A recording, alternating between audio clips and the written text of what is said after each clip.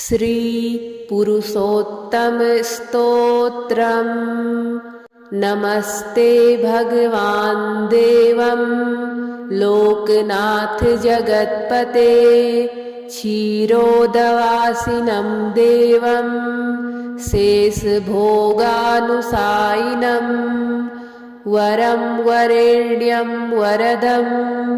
कर्तारम् अकृतं प्रभुं विश्वेश्वरम् अजं विष्णुं सर्वज्ञम् अपराजितं नीलोत्पलदलश्यामं पुण्डरीकनिवेक्षणं सर्वज्ञं निर्गुणं शान्तं जगद्दातारमव्ययम् सर्वलोकविदातारं सर्वलोकसुखावहं पुराणं पुरुषं वेद्यं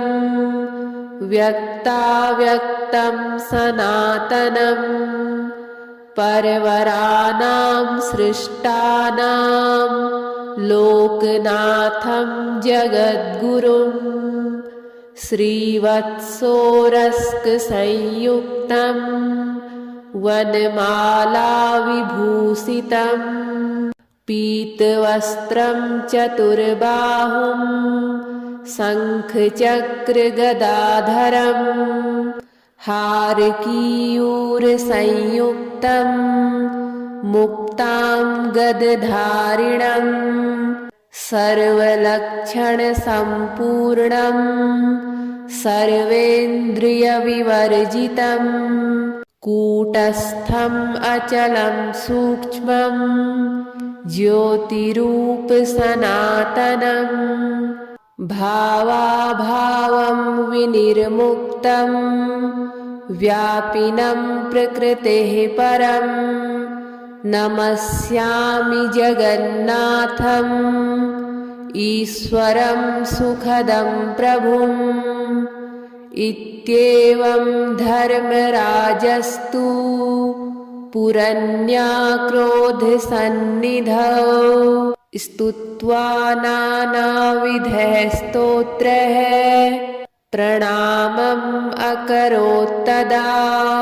नमस्ते भगवान् देवं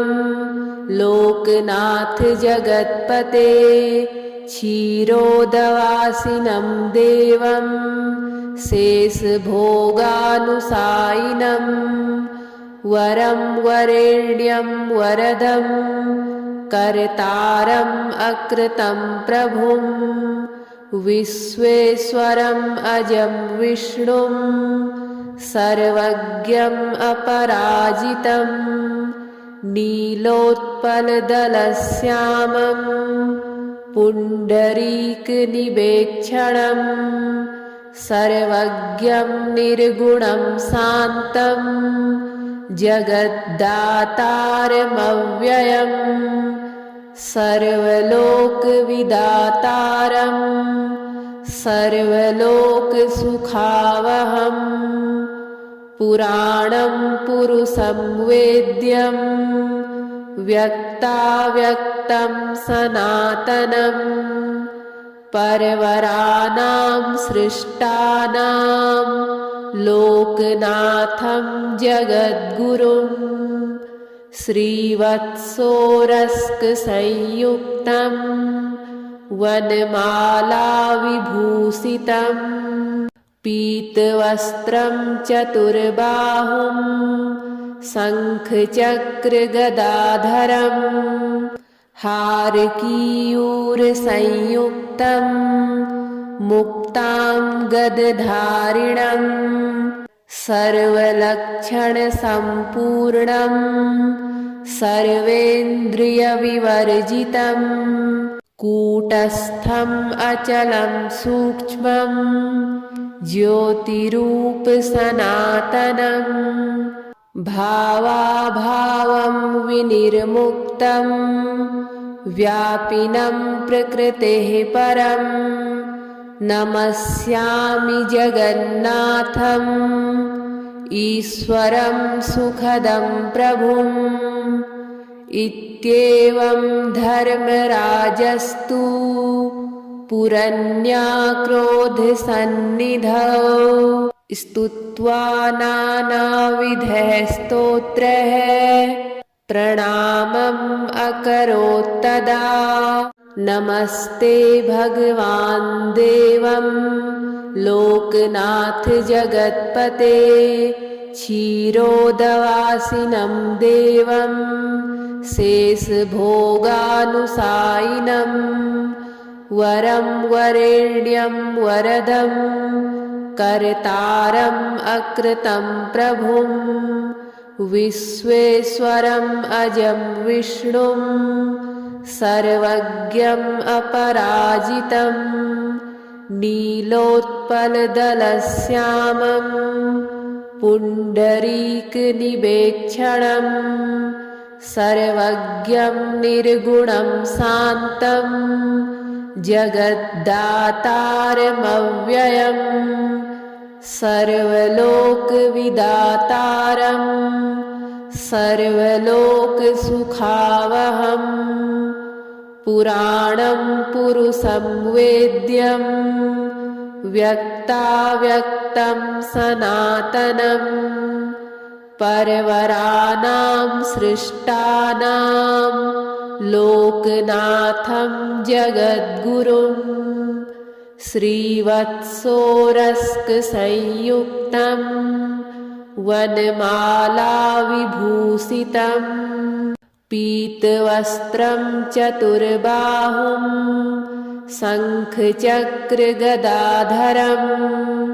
हारकीयूरसंयुक्तं मुक्तां गदधारिणं सर्वलक्षणसम्पूर्णं सर्वेन्द्रियविवर्जितं कूटस्थम् अचलं सूक्ष्मं ज्योतिरूपसनातनं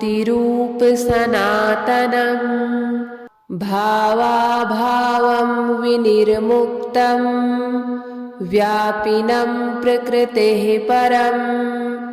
नमस्यामि जगन्नाथम् ईश्वरं सुखदं प्रभुम् इत्येवं धर्मराजस्तु पुरन्याक्रोधसन्निधौ स्तुत्वा नानाविधः स्तोत्रैः प्रणामम् अकरोत्तदा नमस्ते भगवान् देवं लोकनाथ जगत्पते क्षीरोदवासिनं देवं शेषभोगानुसायिनं वरं वरेण्यं वरदं कर्तारम् अकृतं प्रभुं विश्वेश्वरम् अजं विष्णुं सर्वज्ञम् अपराजितं नीलोत्पलदलश्यामं पुण्डरीकनिवेक्षणं सर्वज्ञं निर्गुणं शान्तं जगद्दातारमव्ययम् सर्वलोकविदातारं सर्वलोकसुखावहम् पुराणं पुरुषं वेद्यं व्यक्ताव्यक्तं सनातनं परवराणां सृष्टानां लोकनाथं जगद्गुरुं श्रीवत्सोरस्कसंयुक्तं वनमालाविभूषितं पीतवस्त्रं चतुर्बाहुं शङ्खचक्रगदाधरं हारकीयूरसंयुक्तं मुक्तां गदधारिणं सर्वलक्षणसम्पूर्णं सर्वेन्द्रियविवर्जितं कूटस्थम् अचलं सूक्ष्मं ज्योतिरूपसनातनं भावाभावं विनिर्मुक्तं व्यापिनं प्रकृतेः परं नमस्यामि जगन्नाथम् ईश्वरं सुखदं प्रभुम् इत्येवं धर्मराजस्तु पुरन्याक्रोधसन्निधौ स्तुत्वा नानाविधः स्तोत्रैः प्रणामम् अकरोत्तदा नमस्ते भगवान् देवं लोकनाथ जगत्पते क्षीरोदवासिनं देवं शेषभोगानुसायिनं वरं वरेण्यं वरदं कर्तारम् अकृतं प्रभुं विश्वेश्वरम् अजं विष्णुं सर्वज्ञम् अपराजितं नीलोत्पलदलश्यामं पुण्डरीकनिवेक्षणं सर्वज्ञं निर्गुणं शान्तं जगद्दातारमव्ययम् सर्वलोकविदातारं सर्वलोकसुखावहम् पुराणं पुरुषं वेद्यं व्यक्ताव्यक्तं सनातनं परवराणां सृष्टानां लोकनाथं जगद्गुरुं श्रीवत्सोरस्कसंयुक्तं वनमालाविभूषितं पीतवस्त्रं चतुर्बाहुं शङ्खचक्रगदाधरं हारकीयूरसंयुक्तं मुक्तां गदधारिणं सर्वलक्षणसम्पूर्णं सर्वेन्द्रियविवर्जितं कूटस्थम् अचलं सूक्ष्मं ज्योतिरूपसनातनं भावाभावं विनिर्मुक्तं व्यापिनं प्रकृतेः परं नमस्यामि जगन्नाथम् ईश्वरं सुखदं प्रभुम् इत्येवं धर्मराजस्तु पुरन्याक्रोधसन्निधौ स्तुत्वा नानाविधः स्तोत्रैः प्रणामम् अकरोत्तदा नमस्ते भगवान् देवं लोकनाथ जगत्पते क्षीरोदवासिनं देवं शेषभोगानुसायिनं वरं वरेण्यं वरदं कर्तारम् अकृतं प्रभुं विश्वेश्वरम् अजं विष्णुं सर्वज्ञम् अपराजितं नीलोत्पलदलश्यामं पुण्डरीकनिवेक्षणं सर्वज्ञं निर्गुणं शान्तं जगद्दातारमव्ययम् सर्वलोकविदातारं सर्वलोकसुखावहम् पुराणं पुरुषं वेद्यं व्यक्ताव्यक्तं सनातनं परवराणां सृष्टानां लोकनाथं जगद्गुरुं श्रीवत्सोरस्कसंयुक्तं वनमालाविभूषितं पीतवस्त्रं चतुर्बाहुं शङ्खचक्रगदाधरं हारकीयूरसंयुक्तं मुक्तां गदधारिणं सर्वलक्षणसम्पूर्णं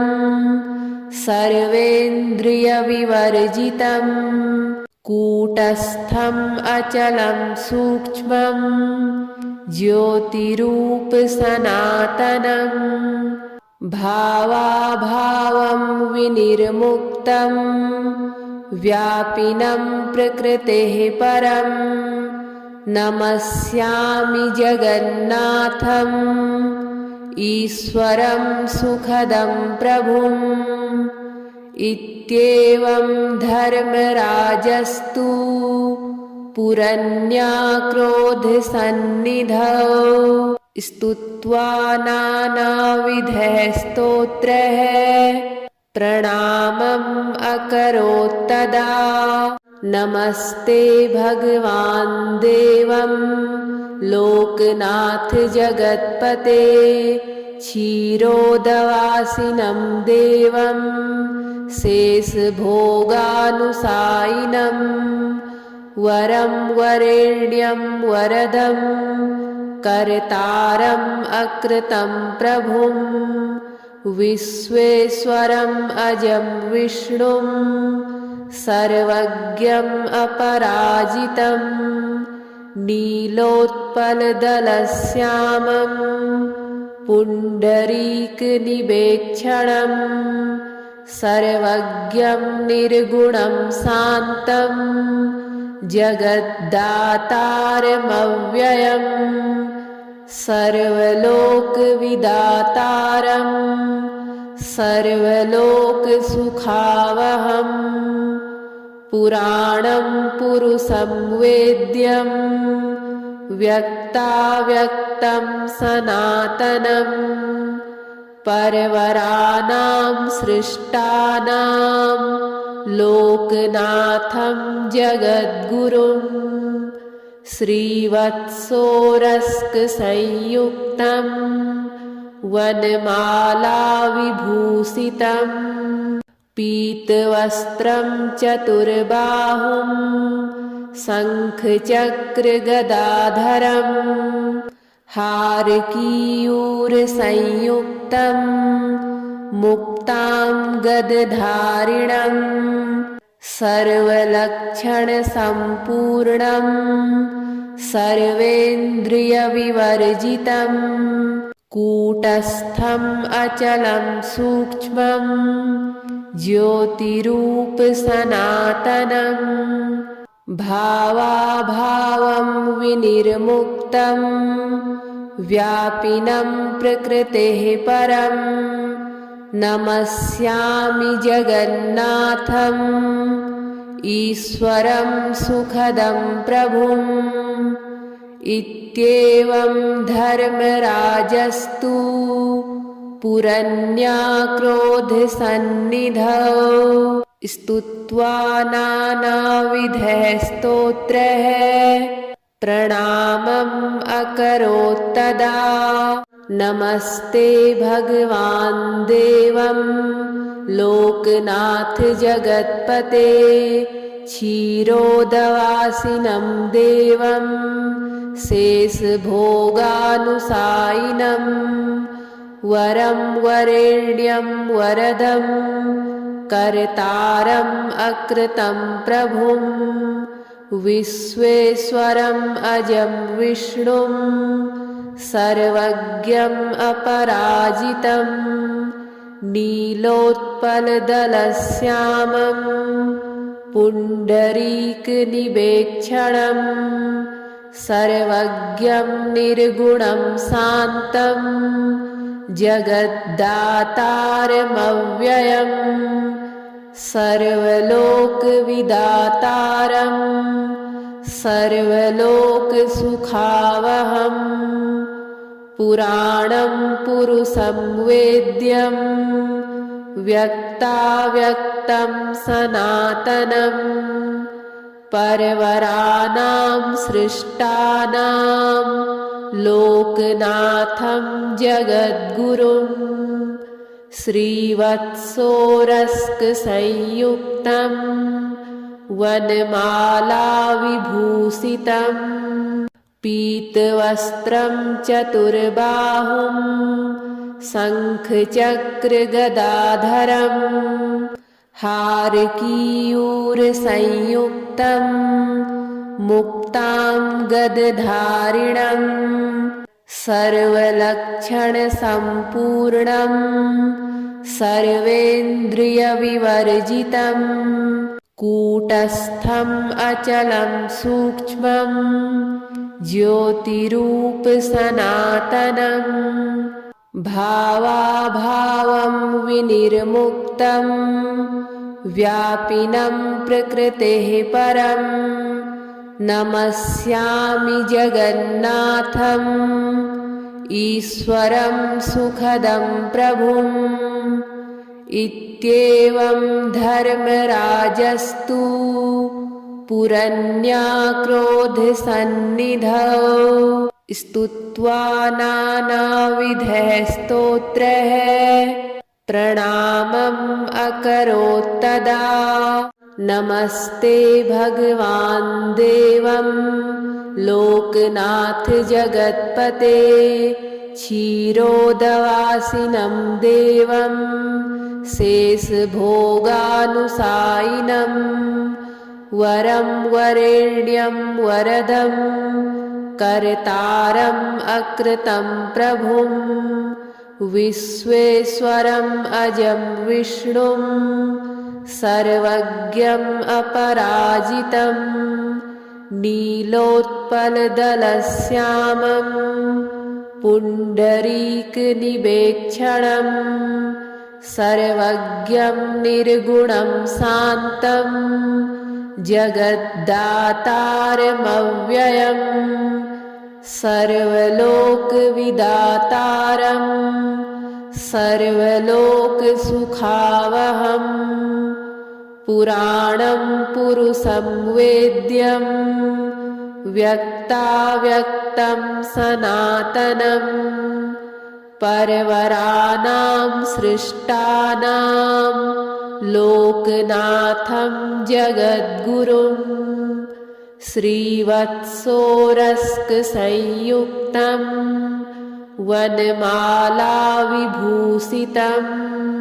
पीतवस्त्रं चतुर्बाहुं शङ्खचक्रगदाधरं हारकीयूरसंयुक्तं मुक्तां गदधारिणं सर्वलक्षणसम्पूर्णं सर्वेन्द्रियविवर्जितं कूटस्थम् अचलं सूक्ष्मं ज्योतिरूपसनातनं भावाभावं विनिर्मुक्तं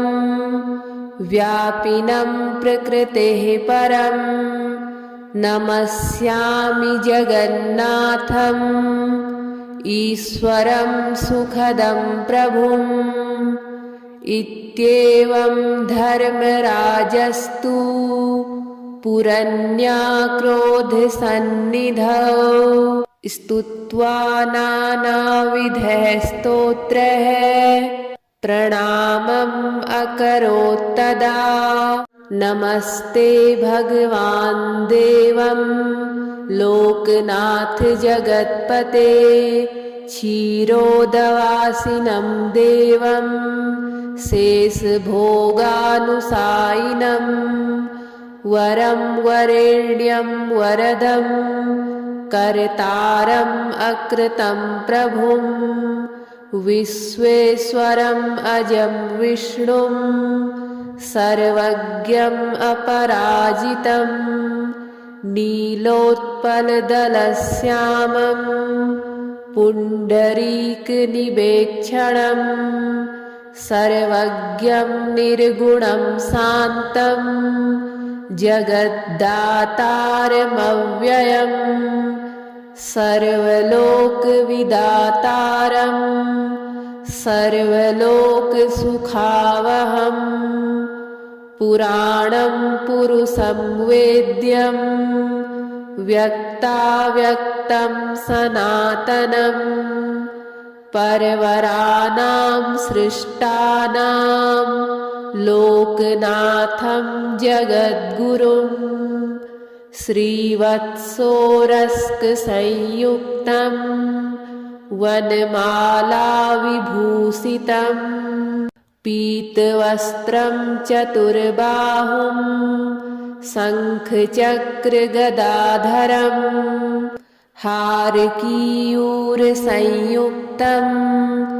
मुक्तां गदधारिणं सर्वलक्षणसम्पूर्णं सर्वेन्द्रियविवर्जितं कूटस्थम् अचलं सूक्ष्मं ज्योतिरूपसनातनं भावाभावं विनिर्मुक्तं व्यापिनं प्रकृतेः परं नमस्यामि जगन्नाथम् ईश्वरं सुखदं प्रभुम्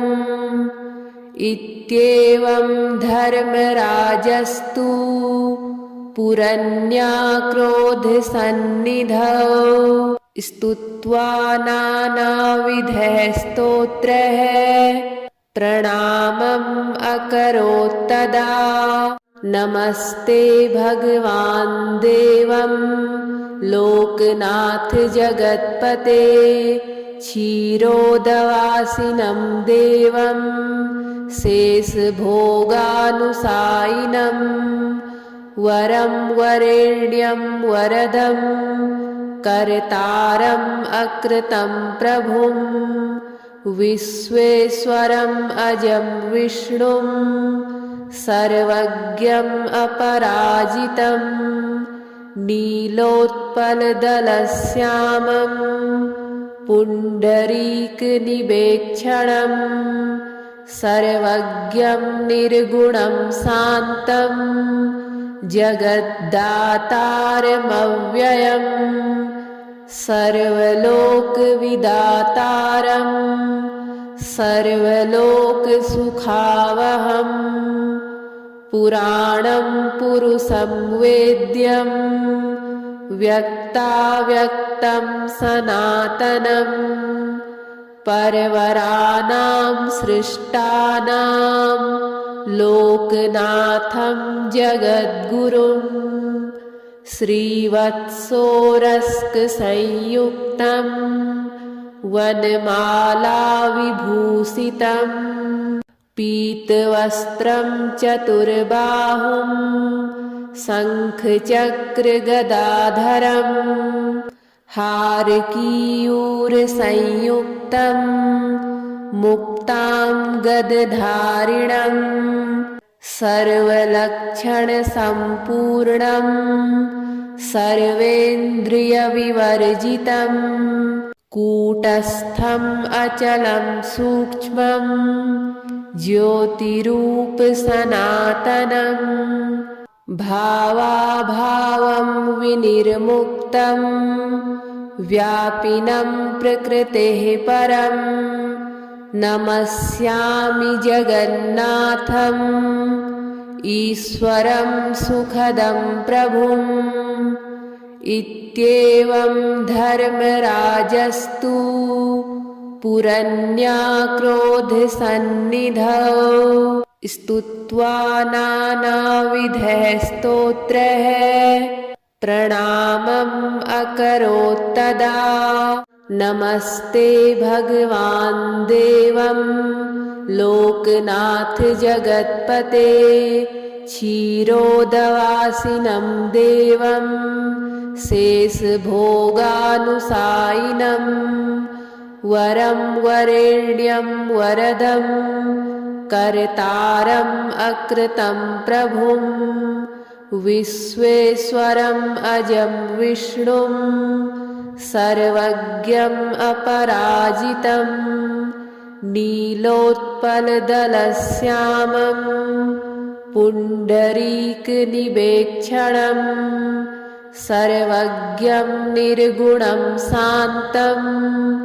जगद्दातारमव्ययं सर्वलोकविदातारं सर्वलोकसुखावहम् पुराणं पुरुषं वेद्यं व्यक्ताव्यक्तं सनातनं परवरानां सृष्टानां लोकनाथं जगद्गुरुं श्रीवत्सोरस्कसंयुक्तं वनमालाविभूषितं पीतवस्त्रं चतुर्बाहुं शङ्खचक्रगदाधरं हारकीयूरसंयुक्तं मुक्तां गदधारिणं सर्वलक्षणसम्पूर्णं सर्वेन्द्रियविवर्जितं कूटस्थम् अचलं सूक्ष्मं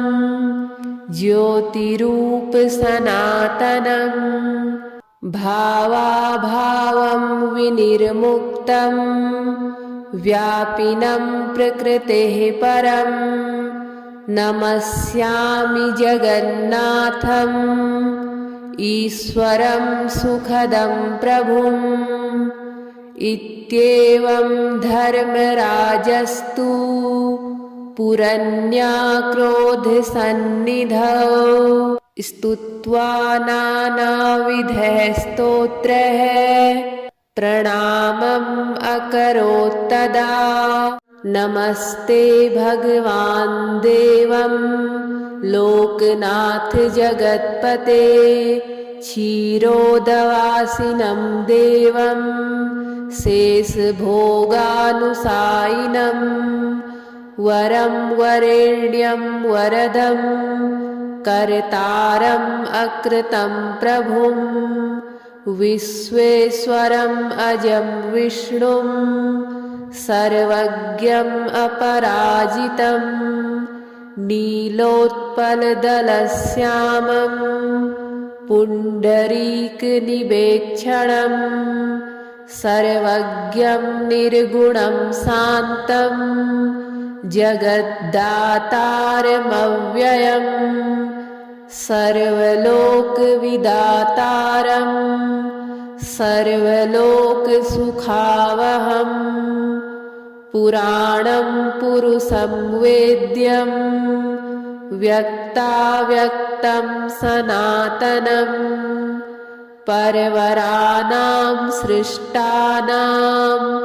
लोकनाथं जगद्गुरुं श्रीवत्सोरस्कसंयुक्तं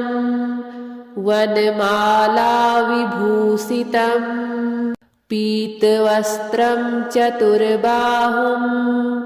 शङ्खचक्रगदाधरं हारकीयूरसंयुक्तं मुक्तां गदधारिणं सर्वलक्षणसम्पूर्णं सर्वेन्द्रियविवर्जितं कूटस्थम् अचलं सूक्ष्मं ज्योतिरूपसनातनं भावाभावं विनिर्मुक्तं व्यापिनं प्रकृतेः परं नमस्यामि जगन्नाथम् ईश्वरं सुखदं प्रभुम्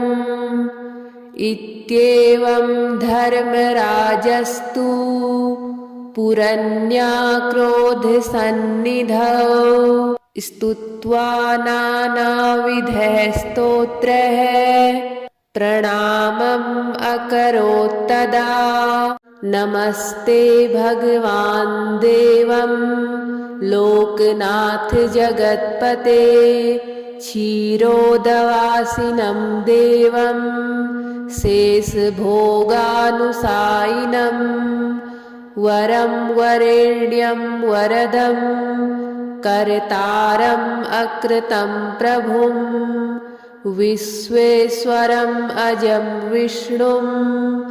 सर्वज्ञम् अपराजितं नीलोत्पलदलश्यामं पुण्डरीकनिवेक्षणं सर्वज्ञं निर्गुणं शान्तं जगद्दातारमव्ययं सर्वलोकविदातारं सर्वलोकसुखावहम् पुराणं पुरुषं वेद्यं व्यक्ताव्यक्तं सनातनम् परवराणां सृष्टानां लोकनाथं जगद्गुरुं श्रीवत्सोरस्कसंयुक्तं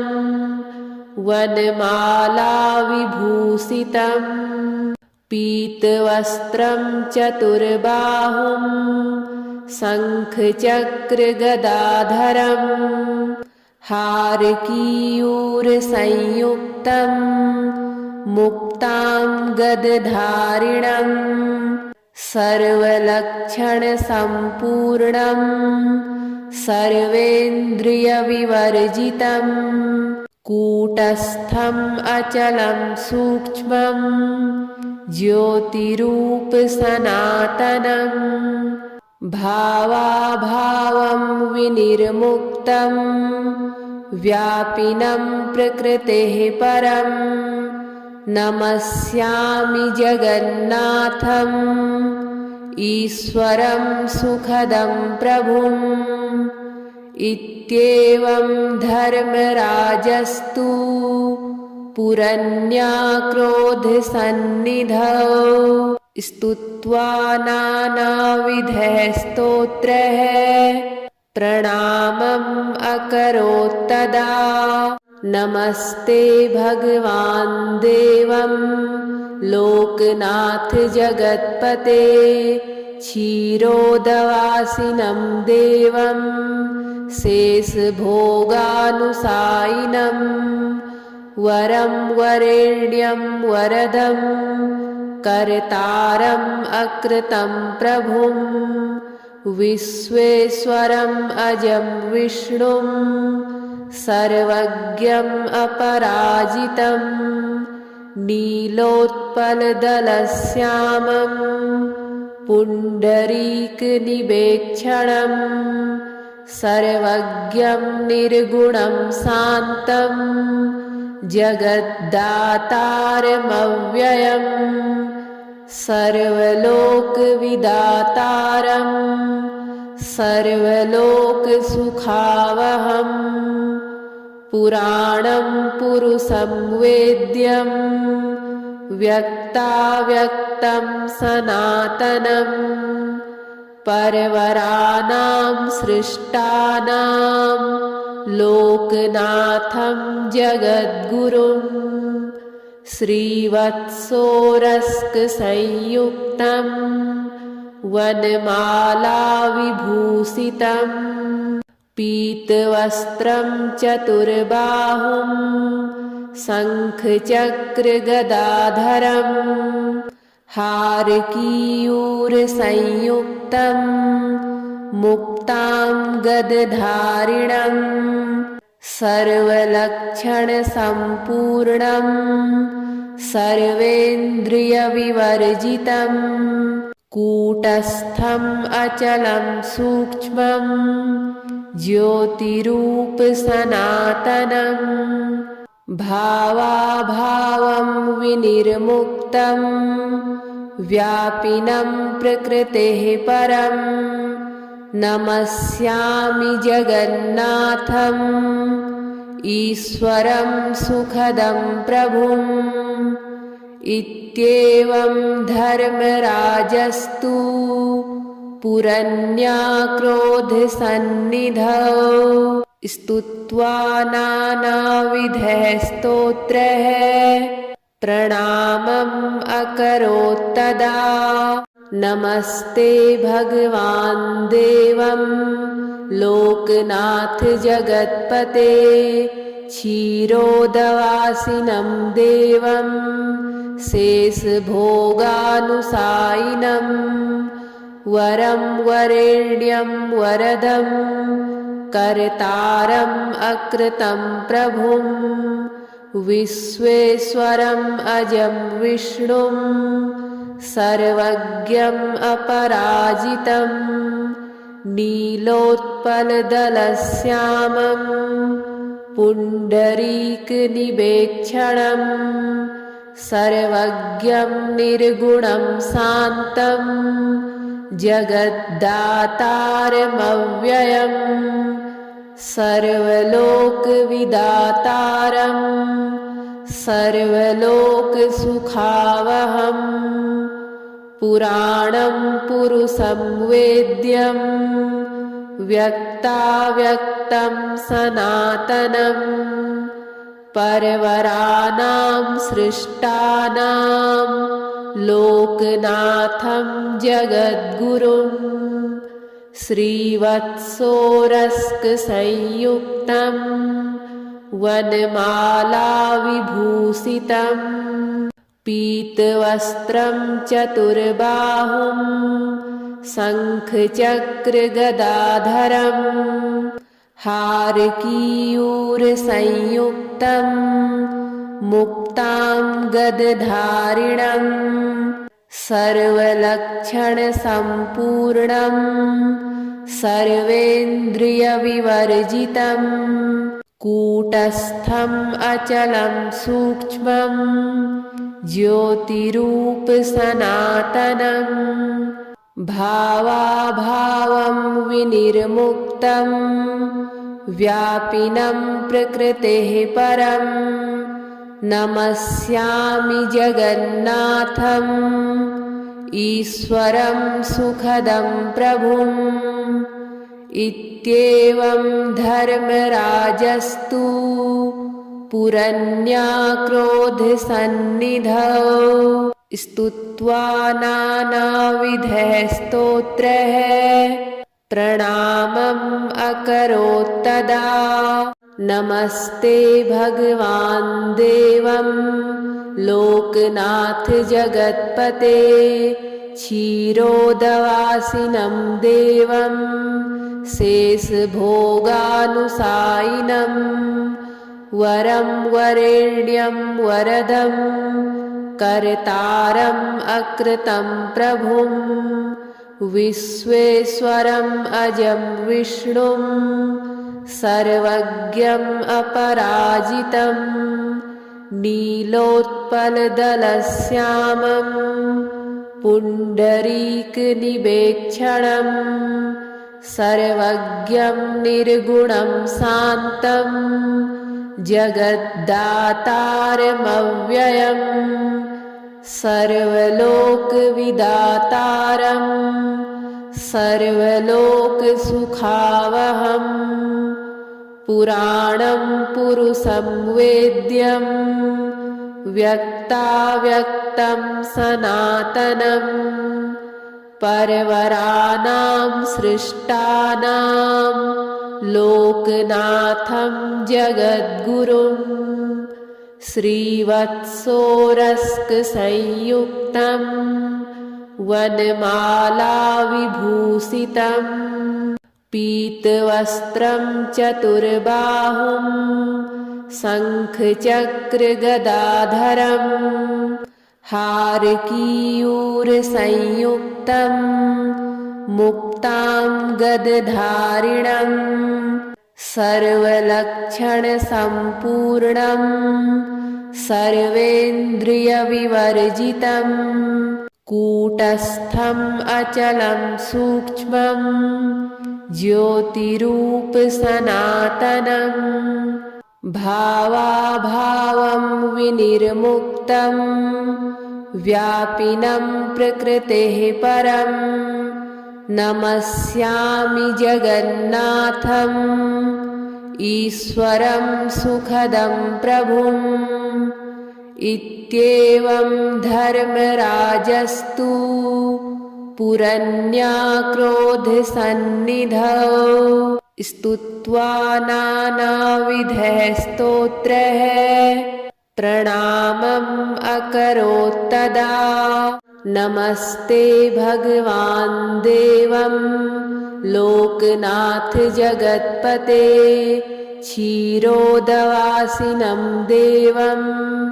शेषभोगानुसायिनं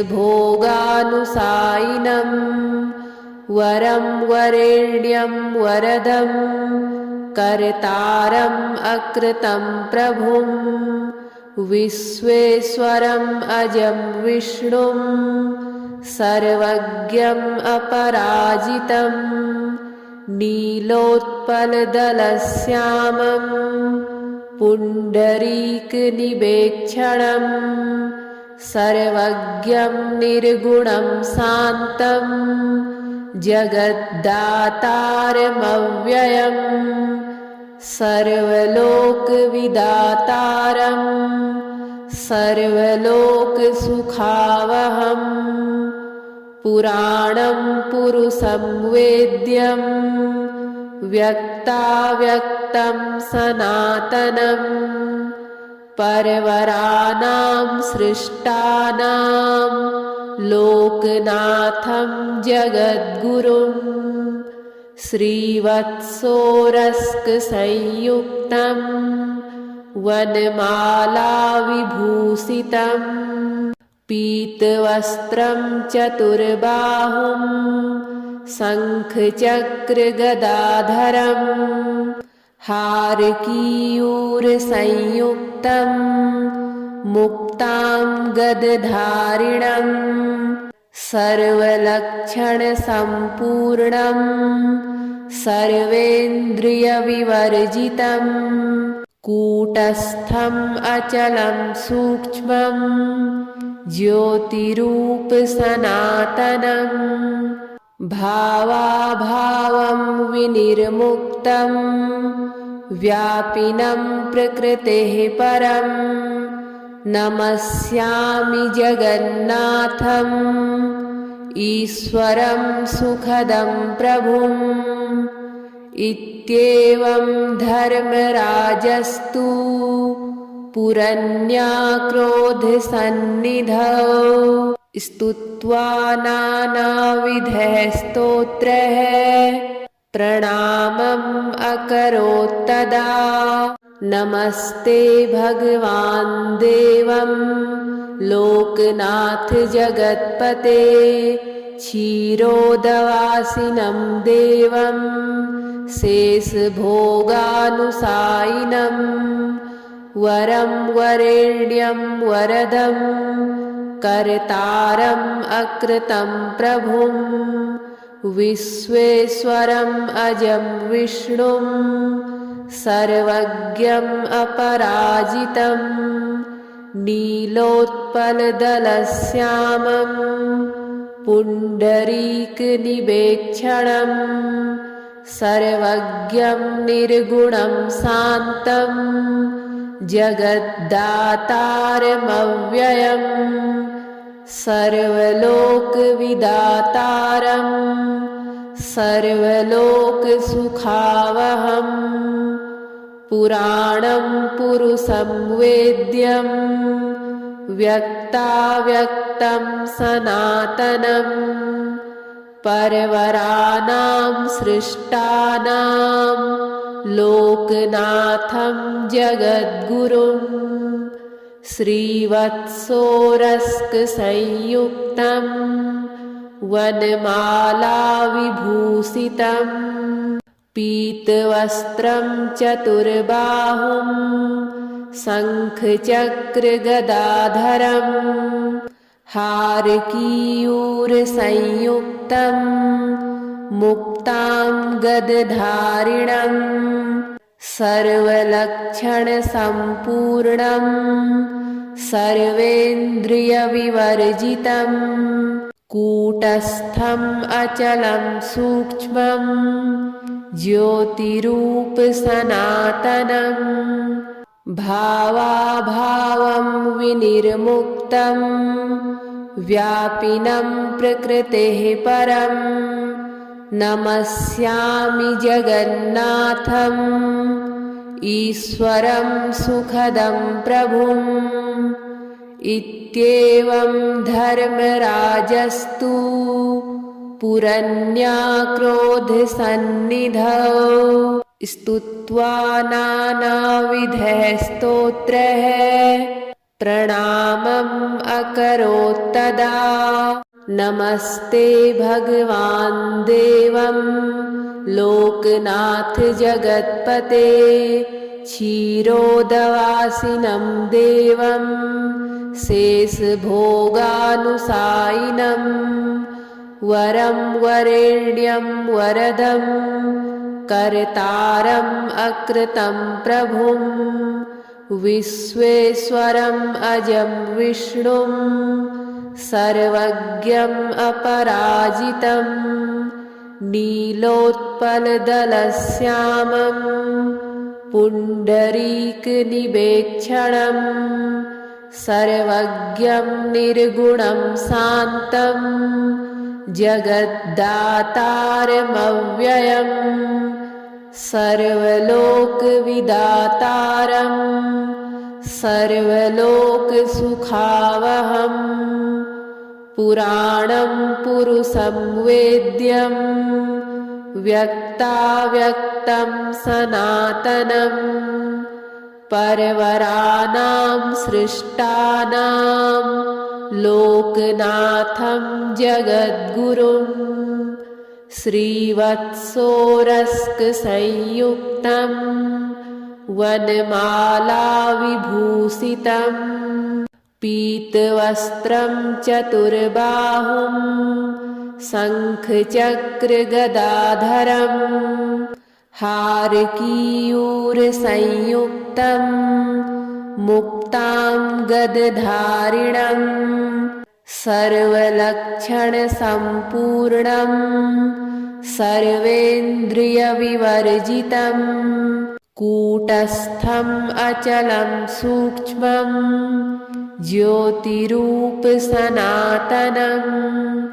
भावाभावं विनिर्मुक्तं व्यापिनं प्रकृतेः परं नमस्यामि जगन्नाथम् ईश्वरं सुखदं प्रभुम्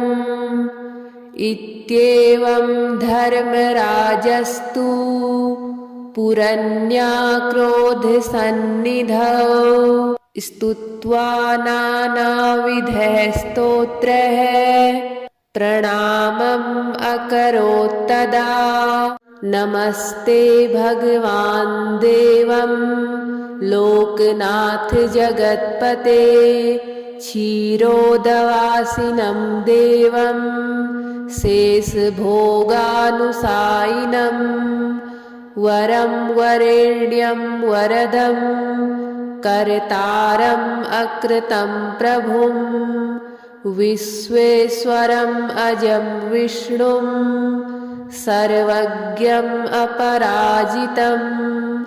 नीलोत्पलदलश्यामं पुण्डरीकनिवेक्षणं सर्वज्ञं निर्गुणं शान्तं जगद्दातारमव्ययं सर्वलोकविदातारं सर्वलोकसुखावहं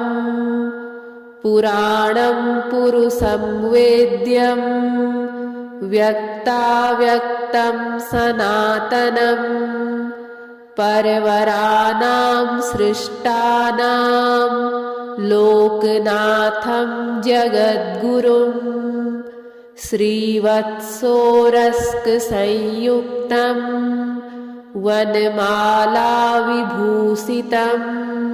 पीतवस्त्रं चतुर्बाहुं शङ्खचक्रगदाधरं हारकीयूरसंयुक्तं मुक्ताङ्गदधारिणं सर्वलक्षणसम्पूर्णं सर्वेन्द्रियविवर्जितं कूटस्थम् अचलं सूक्ष्मं ज्योतिरूपसनातनं भावाभावं विनिर्मुक्तं व्यापिनं प्रकृतेः परं नमस्यामि जगन्नाथम् ईश्वरं सुखदं प्रभुम् इत्येवं धर्मराजस्तु पुरन्याक्रोधसन्निधौ स्तुत्वा नानाविधः स्तोत्रः प्रणामम् अकरोत् तदा।